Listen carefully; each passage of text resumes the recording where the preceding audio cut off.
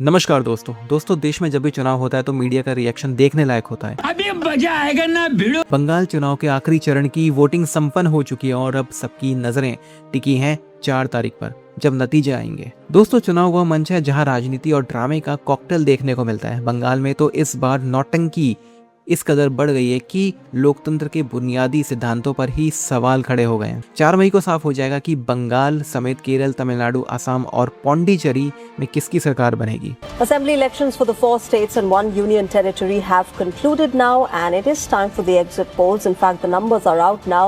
West Bengal, Tamil Nadu, Kerala, Assam and Puducherry. The results of all of these assembly elections will be announced simultaneously on the 4th of May. Let's start with Bengal. Chanakya is predicting 130 to 140 for the Trinamool, 150 to 160 for the BJP, 6 to 10 for the others. And the exit polls are clear about the winner, BJP. Himanta Biswa Sarma is all set to form the government in Assam again. That is, if the exit poll numbers match the results on 4th. The likelihood of that is really high. दोस्तों बाकी राज्यों की तस्वीर तो लगभग साफ है, लेकिन बंगाल को लेके एग्जिट पोल और ओपिनियन पोल्स के बाजार में जबरदस्त कंफ्यूजन है। कोई बीजेपी की सरकार बनवा रहा है तो कोई दीदी की वापसी करवा रहा है। दोस्तों एक्सिस माई इंडिया का डेटा चौंकाने वाला है। उन्होंने तमिलनाडु में सुपरस्टार विजय की पार्टी को करीब 100 सीटें दे दी। इसके बाद पूरे राज्य में बवाल मच गया और उसके बाद एक्सिस माई इंडिया ने कहा कि भाई बंगाल के चुनाव की जो एग्जिट पोल है वो तो हम लाने ही नहीं वाले हैं, उसको उन्होंने कैंसिल कर दिया। वहीं असम में लगभग सभी एग्जिट पोल बीजेपी की बड़ी जीत का दावा कर रहे हैं। असम के मुख्यमंत्री हेमंत बिस्वा शर्मा का तो पवन खेड़ा को लेकर एक बड़ा बयान भी सामने आ गया कि अगर बीजेपी आई तो आगे की राह उसके लिए बहुत ही कठिन होने वाली है और वो जेल में ही अपना बहुत सारा समय बिताने वाला है। दोस्तों इसलिए कहते हैं कि अपनी औकात देखकर ही पंगा लेना चाहिए। बीजेपी का सरकार हो जाता है तो पवन खेड़ा जीवन का अंतिम दिन असम का जेल में ही बिताया। दोस्तों बात करते हैं बंगाल के धरातल की। दूसरे फेज में सबसे बड़ी खबर आई डायमंड हार्बर के फल्टा सीट से। आरोप है कि यहाँ के कई बूथों पर बीजेपी के चुनाव चिन्ह के आगे टेप लगा दिया गया था ताकि कोई बटन ना दबा सके। बीजेपी ने इसे डायमंड हार्बर मॉडल करार दिया है।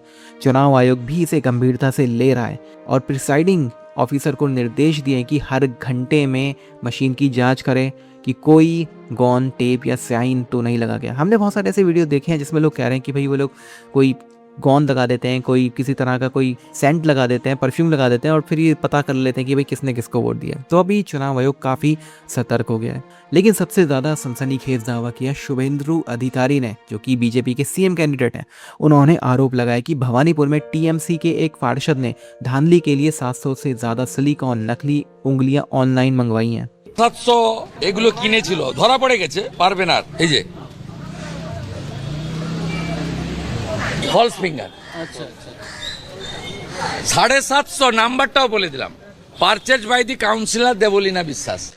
दावा यह है कि इन नकली उंगलियों का इस्तेमाल इसलिए होना था ताकि एक ही व्यक्ति बार बार वोट डाल सके। कहीं नकली उंगली पर लगेगी उसे हटाया जाएगा और फिर से वोट। কোনো চুরি করতে দেব না। 3810 বিএলও স্লিপ ফিরে এসেছে, তাদেরকেও চিহ্নিত করে দিয়েছে আমরা বুথে বুথে।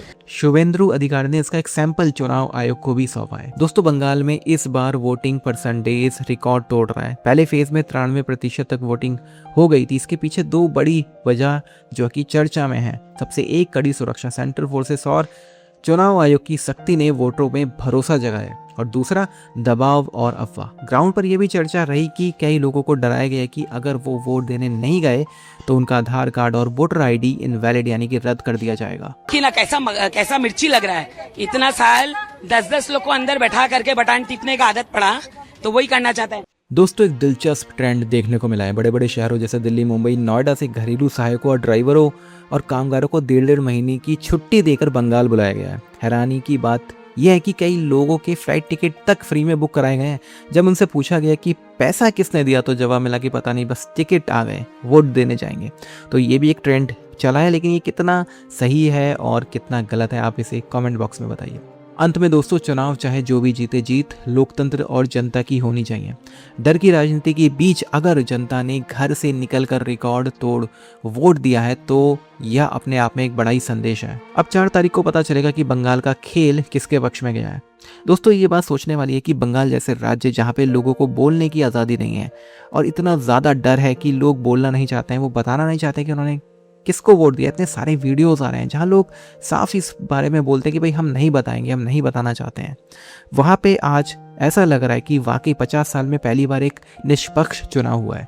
लेकिन बंगाल का नाटक अभी खत्म नहीं होगा। ममता बनर्जी आखिरी दम तक नाटक करेंगी और यही वजह है कि अब वो धरने पे बैठ गई हैं।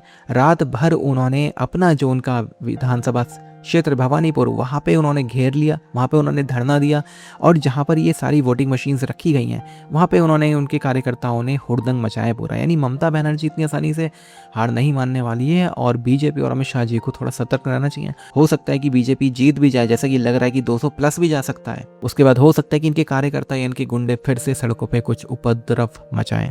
दोस्तों, अगर आप बंगाल से हैं, कलकत्ता से हैं, आप क्या सोचते हैं कमेंट बॉक्स में ज़रूर लिखिएगा। आप क्या सोचते हैं दोस्तों, कमेंट बॉक्स में ज़रूर बताइएगा। वीडियो अच्छा लगे तो लाइक और शेयर ज़रूर करें। चैनल को सब्सक्राइब करना ना भूलें और बेल का आइकन प्रेस कर दें लेटेस्ट नोटिफिकेशन के लिए। मिलता है अगले वीडियो में, तब तक के लिए जय हिंद।